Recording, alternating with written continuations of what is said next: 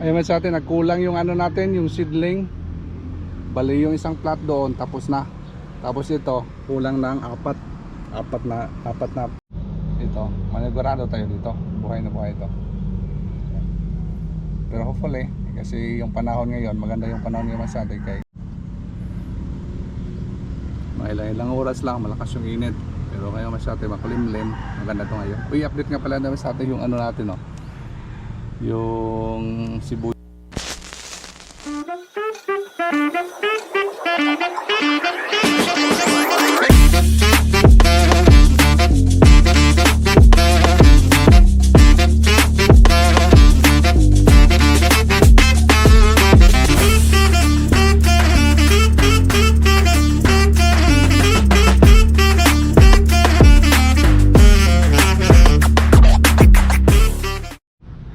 Good morning. Morning muna sa ate. Yan. Uy, buti na lang humupa yung ulan mas ate. Madaling araw, lagi umuulan dito sa lugar namin mas ate. Kaya baliktad yung diskarte ko ngayon. Kasi nga pala mas ate, maraming salamat sa mga palaging subaybay sa aming YouTube channel. Ito vlog na ko ngayon mas ate. Nasa ano tayo? Sa area natin dito sa rooftop. Dito lang sa bahay natin. Kaya umaga ko pumunta dito kasi pag tanghaling mas atin minsan ginagabi tayo doon sa isang farm natin. Baka naman magdamo na naman to yung ano natin dito sa rooftop. Kaya ngayon mas ate, may dala akong dalang mga ano, mga seedling mas ate. Selected lang dinala ko kasi yung iba maliliit pa kasi, tapos yung mga malalaki ko lang kinuha. Ito mas ate, tuloy na po ito. Yung mga plant natin dito sa rooftop, ito yung tanim natin mas ate ah. Yan. Yan. Yung iba medyo malaki na, yung iba maliit pa, pero okay lang. Tag-ulan man ngayon mas ate. Ito yung ano, ito sana yung maganda. Ito yung laki maganda mas ate ba. Ganda yung ano, seedling natin sa ano natin doon sa budiga, yung mga seedling natin doon. Kaya ito tanim natin dito mas ate, yung katulad nito kamatis, ito mas ate, kamatis. Subukan to natin dito kamatis. Hindi ko pa ito nasubukan na kamatis. Nasubukan ko ito ng siling haba, tapos talong, pitsay, pero kamatis never pa ito tanim dito sa area natin. Kaya medyo dinadamo naman sa ate yung ano natin dito oh. Okay lang yan. Hindi na natin nalagyan ng plastic molds. Siguro mga dalawang ano na to, dalawang row lang to masate. Wow, sana Lord. Okay, umpisahan natin masate para ito matagal. Tirahin natin. Pwede siya, dalawa lang ito. Ganda ito, itong klaseng ganda oh. Pansiya masate ba? Laki. Wow. Thank you. Okay na yan. I-partner na itong mga maliliit ito. At tama lang yung laki, pero sana mag-survive ito. Kaya subukan natin dito masate yung kamatis. Kung uubra ba yung kamatis dito, sigurado masate uubra kasi ibang mga tanim dito umubra.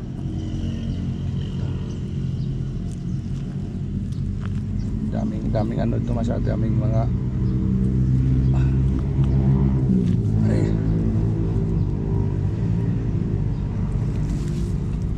daming mga bato, daming mga ano ba, compost. Hindi pa nabulok yung iba. Yes, obra kayo ha, obra. Dahil ko na yung phone man sa atin, mandali tayo.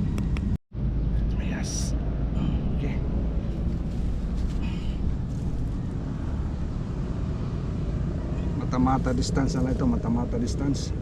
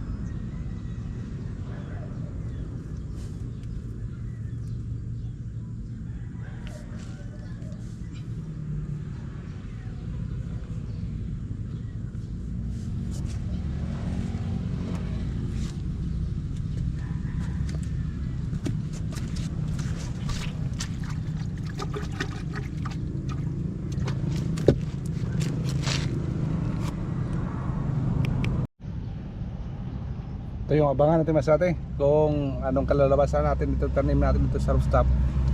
Yan. Dami pa tayo similya doon kasi mga maliliit pa. Sana ma-survive ito mas ate. Ganda naman nilupa dito.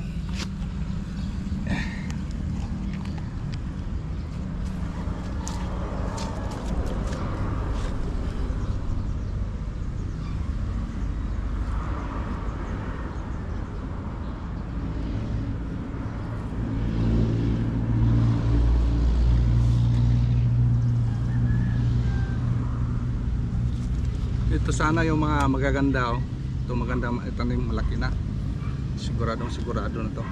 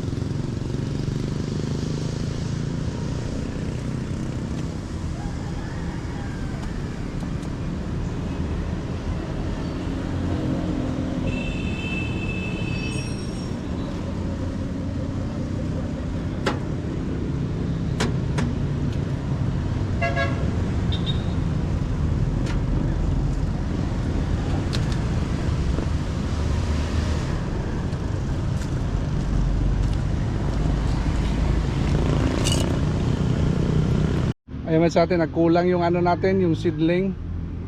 Bali yung isang plat doon, tapos na. Tapos ito, kulang ng apat na pirasong 1, 2, 3, 4. Bali dalawang plat sana matanim natin ngayon. Pero ano masate, siguro mga ilang araw madagdagan natin ito masate para mapuno natin yung 3 plat.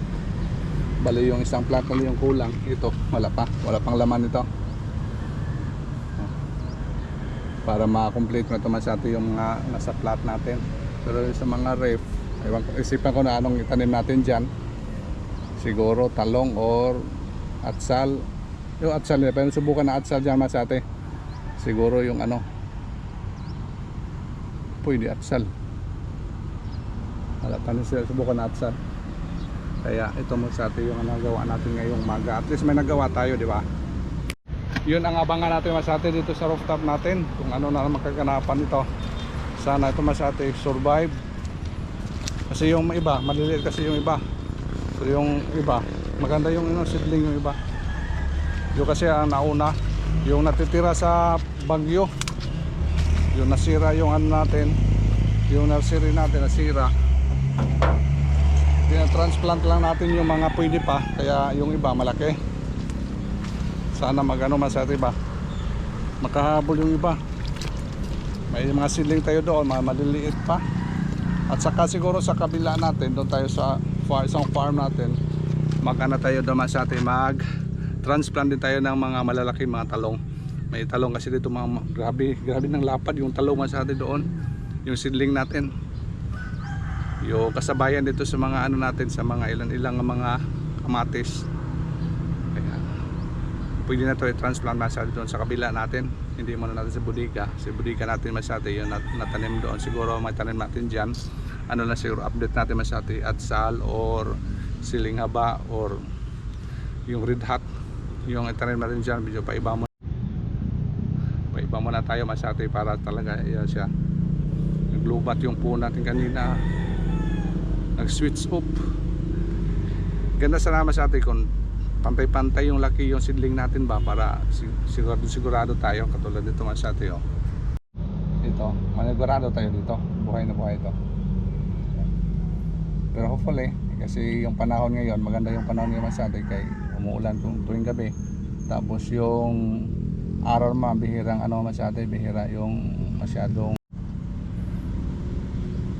mga ilang oras lang, malakas yung init. Pero ngayon masate makulimlim, maganda to ngayon. Uy, update nga pala naman sa atin yung ano natin oh. Yung sibuyas na dahonan. Grabe yung damo noon dati. Tapos nilinis namin sa atin ngayon, naka-recover na sila. Tapos nagtanim tayo bago. Taba na oh. Taba na sa atin. No? Mahal pa naman dito sa merkado, pero dami yung isang ano nito, 1 kilo dami. Nagtanim din tayo dito sa isang ano natin, isang ref bago.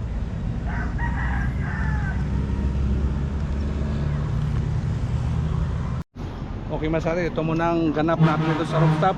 Kaya salamat masate sa inyong walang sawang support sa aming YouTube channel. Thank you so much for watching masate. See you next update natin dito kung anong kaganapan. Bye bye. Salamat ho.